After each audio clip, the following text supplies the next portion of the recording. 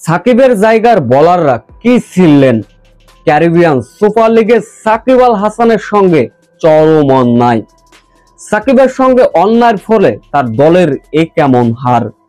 বোলিংয়ে সাকিবের উপর আমার কোনো ভরসাই নেই। ম্যাচের পরে পাকিস্তানি ক্রিকেটার সাকিব আল হাসানকে নিয়ে একই মন্তব্য করলেন। বিস্তারিত জানতে ভিডিওটি না টেনে সম্পূর্ণ দেখার অনুরোধ রইল। দীর্ঘদিন পর পর সাকিব আল হাসানকে বিভিন্ন ফ্রাঞ্চাইজি লিগে খেলতে দেখা যায়। দেশের হয়ে যেহেতু খেলছেন না, তাই বাংলাদেশি ক্রিকেটার ভক্তরা সাকিব আল হাসানের বিভিন্ন খেলার দিকে নজর রাখেন সব সময়। কিন্তু ক্যারিবিয়ান সুপার লিগে গিয়েই অন্যায় শিকার হলেন সাকিব আল হাসান। এবারে ক্যারিবিয়ান সুপার লিগে অ্যান্টিগা অ্যান্ড বারবুডার ফেলিকন্সের হয়ে খেলছেন সাকিব আল হাসান। ব্যাটিংয়ে নামলেন 6 নম্বরে। টি-20তে আবার 6 নম্বরে ব্যাটিং করে কিছু করে দেখানো কি যায়? সেটা অবশ্য করতে পারেননি সাকিব আল হাসান। তার দল অ্যান্টিগা আগে ব্যাটিং করতে নেমে সাকিব আল হাসান করেছিলেন 16 বলে মাত্র 11 রান, যার ফলে সেন্ট কিটসকে 122 রানের লক্ষ্য ছুড়ে দিয়েছিল সাকিব আল হাসানের অ্যান্টিগা। ব্যাটিং এর মতো বোলিংয়েও অন্যায়ের শিকার হলেন সাকিব আল হাসান। একের পর এক বোলিংরা বেধম মার খেলেন, তবু সাকিব আল হাসানকে দলের গুরুত্ব সময় বোলিং দেওয়া হলো না।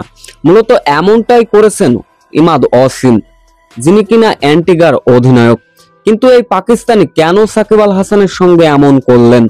রীতিমতো অন্য বোলাররা যেখানে বেধম মার খাচ্ছিলেন, সেইখানে নীরব ভূমিকায় ছিলেন ইমাদ ওয়াসিম।